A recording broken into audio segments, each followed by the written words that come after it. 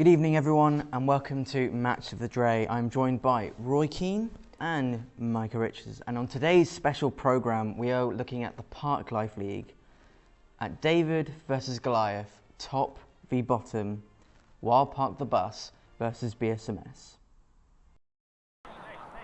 Good evening and welcome back to the Park Life Football League for game week 3 or 4, not entirely sure. BSMS against Wild Park this week.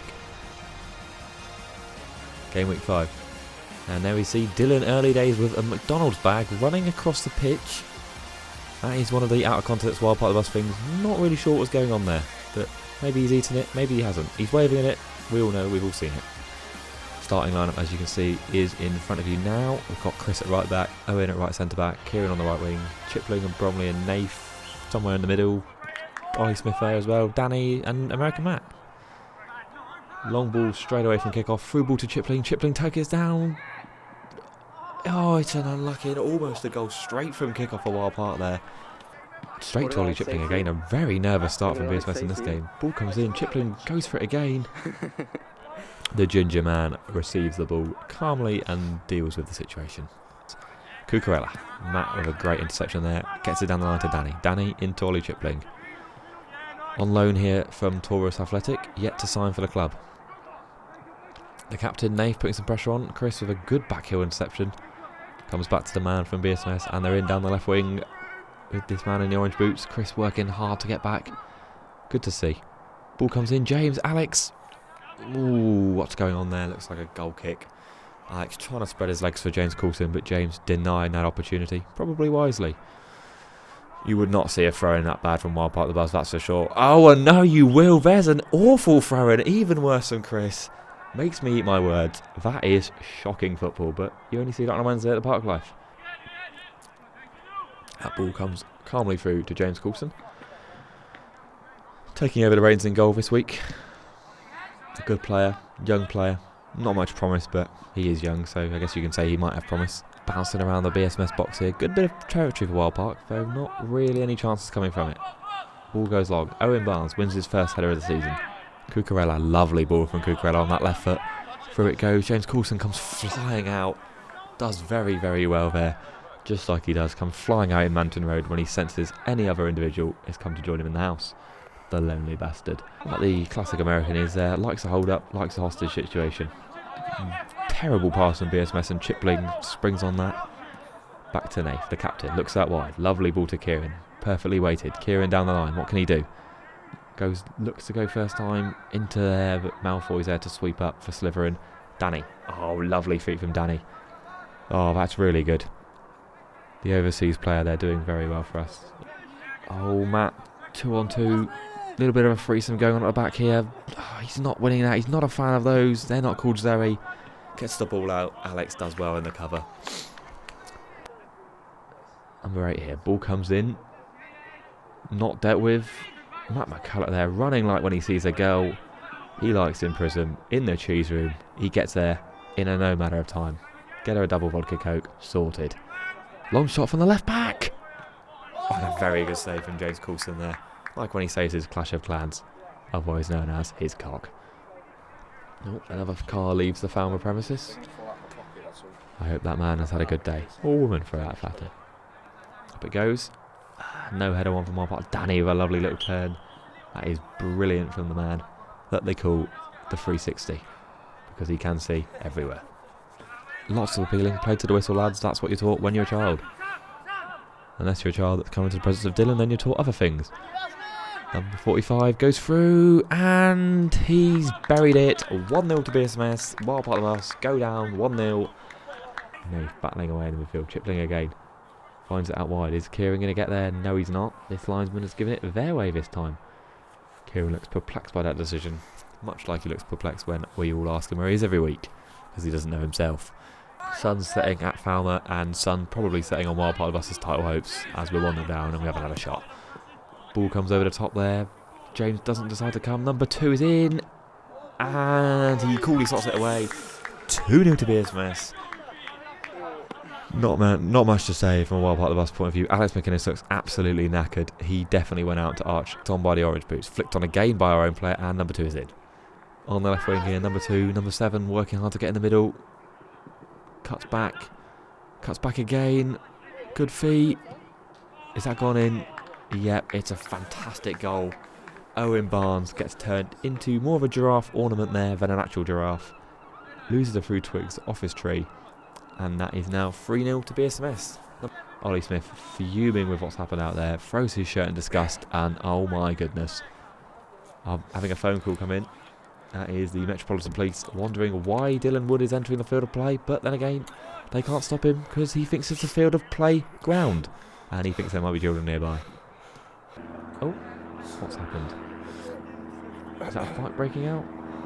Danny, yep, he's just secured a new Domino's sponsorship with that man there. He's going to deliver a pizza later. Bromley turns on the right hand side here, even though he's playing left wing. Looks up. This could be a diagonal. It is a diagonal. It's in to Chipling. Takes a brilliant first touch. Can he score? Oh, it's off the crossbar. So unlucky there. It's all about diagonal practice. Almost comes in handy. Dre. In it goes. Chipling with a good first touch. Brings it down. Looks like a penalty. I think it's been given. Dre's working out how to put his gloves on. Taking him a while. Oh, his McDonald's bag is back. Miracles do happen. Bit of mind games from the goalkeeper here. I'd probably say the only mind games he should be doing is maybe a new hair appointment. Touches the crossbar, points to his left, jumps around. What's he doing? Nobody knows. Ollie Chipling with the Ronaldo-style deep breath. Steps up, absolutely levers it in. Turn in the middle there from the BSMS man. Very good footballer.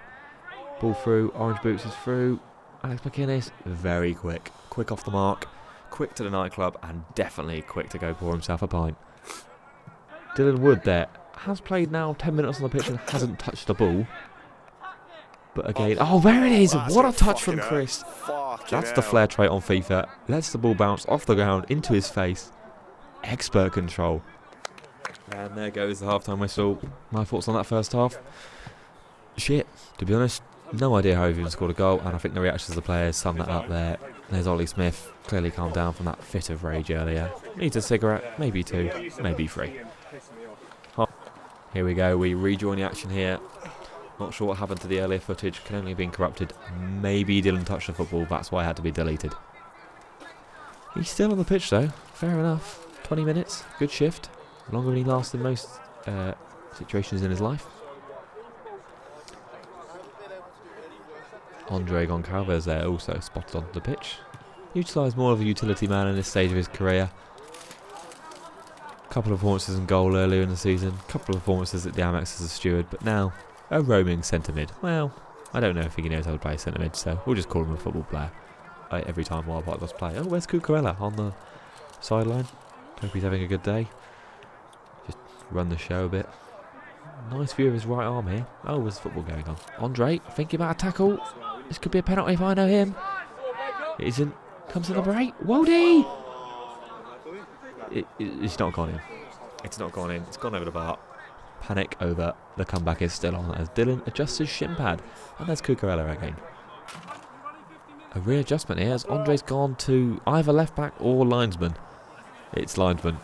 He's like a caterpillar, and I'm being informed by my colleagues at HQ that this camera may not move for the rest of the game as nobody's manning it due to squad prior commitments for literally anything else. We rejoin the action here. No idea how long's left. No idea what the score is. Don't know if Dylan's still on the pitch or if he's been arrested at this point. Because the camera, as I said earlier, HQ have confirmed it won't be moving for the rest of the game. But at least we can see James, Chris and their number 9. Oh, ball looks to be coming this way, and there's a ball through to number 9. Again, he drifts out shot, and Cucurella's back. Man marking the camera. We can only see the top right corner. Let's hope it goes in there. I'm afraid I can't describe much. Oh, there's been a goal. I don't know who scored. I don't know how it's gone in. They're lifting a man up like the Lion King. One can only assume that's probably 4-1 to BSMS. Dylan is literally on his knees, looking for it doggy style in the middle of the pitch. Oh, who is he praying? Oh, he's now got his shirt off. Bit of skin showing there for Wood. Something's happening here on the halfway line. Oh, we're going to have to go. Thanks everyone for watching. Full time, BSMS, lots of goals. Wild Part of Us, not many goals. Oh, breaking news here. Inside from after the game, a fight has broken out at the Wild Part of Us ranks. Dylan Wood is furious with Owen Barnes for some kind of reason. Owen Barnes clearly very intimidated as he's now laughing. Dylan Wood still having a go at him here. Oh, Kieran Wiggs is finding this funny. We're all finding this funny. No one really knows what's going on. And yeah, probably giving some insight. Probably taking the piss out of Dylan. There we go, full time. So, what happened between you and Dylan on that 4-0 loss against BSMS? So, you know, we're 4-0 down. This is like the 89th minute. And I get shouted at for not going up for a corner. You know, the ball did come all the way down the pitch, and if I wasn't standing there ready to clear it, it would have gone in. It would have been a goal to make it 5-0. So my argument was me going up to not score a corner, or if I was to score, 4-1. But if I was to not be there and 5-0, what looks worse, 4-1 or 5-0? So in my eyes, you know, preventing the 5-0. As you are Owen's partner in crime at centre-back, do you think he should have gone up with the corner? See, I don't usually agree with either of them, but I would say Owen should go up for corners because he's fucking huge. But he's not going to score. He's not going to score. Yeah, but you don't go up for corners anyway. It doesn't count. You need to be going up. You're huge. Even if you're not going to win it, their tallest man should be on you. Means Dre will score the header. What do you think about the fight between Owen and Dylan on that 4-0 defeat against BSMS? No. Oh, fuck. who do you think's in the right? Sorry? Who do you think's in the right? Oh, probably Owen. You know, Dylan's a bit of a maniac. I don't know what's wrong with him. He's just a typical Everton fan, I suppose. Like. What do you think about the corner situation between Owen and Dylan? I think, to be fair, Owen clearly can't header a ball, so I don't know if there is much point him going up for the corner, especially when we're just trying to. It's just damage limitation at this point in our season. But if he could head a ball with his height, because he probably should be able to, then it would be a good idea for him to be in the box. But there's whiz. Do you remember the match? Which one? BSMS 4-0 loss. There was a bit of a tussle between you and Owen. Could you explain what happened there? Right, no, here's the thing, right. The lankiest player on the team, and he's not in the box. He's not in the box. And he's saying, oh, and him and Danny were going, oh, it's about, what's the word again? Yeah, damage control. If it's about damage control, why have we got one player on the line and the whole team's in the box? That's not damage control. He's the lankiest cunt there. Even if he can't head the ball, you're still taking a man up, aren't you? It pissed me off, and it still pissed me off now. And then they were bitching about being little, and I heard you. Same thing. What do you think of the situation between Owen and Dylan when they? Yeah, no. Owen's probably in the right, sadly. Hate them both, but you know, I dislike Dylan. Just after that incident with Aaron, you know, I can't really back him. Do you remember when Dylan and Owen had an argument on the touchline about going up for a corner when we were 4-0 down against BSMS? Yeah, I do. Whose side did you stick with? Do you know what? I don't think we need sides in this one. I think either way, it would have been the right decision. 4-0 down, there's not really need to go up. We're not going to win the game. But also, there's something about getting that consolation goal. So I do understand both sides, but I just prefer Owen. You can't say that. You can't say. I was the only person there other than the keeper. I was on the line. Oh, you were? Yeah, I was. I was arguing with you in front of you. You can't move. Yeah, we just have to get. He has to go through his ankles or something. Right, you're the tallest player on the team, and you're not in the box. No, but you can't say, oh, they would have scored, because they might not have. You have to think, like, 4-1 or 5-0, what looks better, you know? Yeah, what if it was 4-1 instead of 4-0? Wait, I stopped the fifth goal going in. It couldn't have. No, it doesn't matter, because it's the point of game where the keeper's got to be in the box. That's not my issue. Why was the keeper not in the box? Why are you asking me that, you know? No, because you should have been in there as well. Who has been the worst player so far, and describe him in one word? Oh, that's a difficult question, that. I'd have to say Owen. Just it just comes to mind, really. I mean, What do you think has been the cause of this poor run at the moment? Lack of fitness, for sure. But to be honest, I think just a bit of bad luck, to be honest. We're better than most teams in this league, besides maybe BSMS. But even then, we put a good go against them. Whose fault is it? Who knows? What is the meaning of life? Are these the things you question on the pitch? And to myself, I'm crying at home in my bed. Just one of them things. Do the poor run of results cause this? No, I think that made me feel better about my life and myself, knowing that I'm not the only failure. The team is failing as well. And boys do get sad too. Who has been the worst player so far? Owen. He's shit. He's just actually, he just misses every ball. If you see him on Thursday football, he's greedy. He's given about like 5 goals away. Yeah, but I mean, who's really to blame? I mean, is it me? Or is it Nath, who doesn't run anywhere? He just waddles around. You think he's the worst player on the team? Yeah. I mean, to play football, you need to run and see the ball, and he does neither. Me, you know, I tried to put like an 8-1-1 formation together. Told me no, so said I couldn't have 8 at the back. So, What do you think of Nath? I like him. Lovely man. Footballing wise, could move around a bit more, could control the ball a bit better, but that just comes with practice.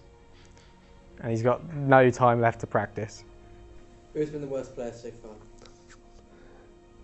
far? I'll probably go with Dylan. Played about 2 minutes, showered at some people, tried to start a fight. Do you think that's because of the shin splints? Probably, all the anger problems. One of the two. Or the looming court case. Worst player this season? There's been a few, to be fair. Bromley, especially when he's in front of goal or has to take penalty. Owen, whenever a ball comes over the top and he tries to head it clear. Probably myself as well, but you know, no one's been great. What do you think is the cause of the poor run this season? I'd love to say we're unlucky, but I'd say general fitness, crap. Tactics, crap. Manager, crap. Skipper, crap. Goalkeeper's always injured. Well, injured. Are you sure? I'll add that. I'd say I'd probably, if I was up front a bit more, maybe we'd have turned it around earlier, but yeah. Matt doesn't run. Which Matt? Everton Matt. He calls himself the engine, in a broken down pickup truck. I mean, what is it? I think last year, you know, we had someone like Will driving the ship. Now we've got our director of football who basically has taken that ship and taken it down the canal and parked it sideways. So I think it basically all revolves around Nath. Thoughts on Big Sham? Is he even here? Does he turn up? No. I'd do a better job. Do you think the team plays better without him? Yeah, definitely. I think Everton manager, that would be my call. Who has been the worst player so far this season? The worst player? Probably Alex. I'm saying that because I don't want him to get too cocky. Who has been the reason for the poor run of form in the team? I'd say lack of footballing ability is quite high up there. Danny's left foot is pretty bad. Yeah, just poor. No one's ball ever. It's never Matt's. Don't know where he gets that from. Do you think you're a cut above the rest? Cut above the rest? Yeah, I'd say so. What do you think has been the cause of the poor run of form? Not having Big Sham as much. What do you think has been the cause of this poor run of form? I'd say some questionable tactics, questionable footballing ability in general, questionable finishing, questionable trims. I think just there's a big accumulation of just a lot of things. Yeah. Who has been the worst player so far? It has to be me. Like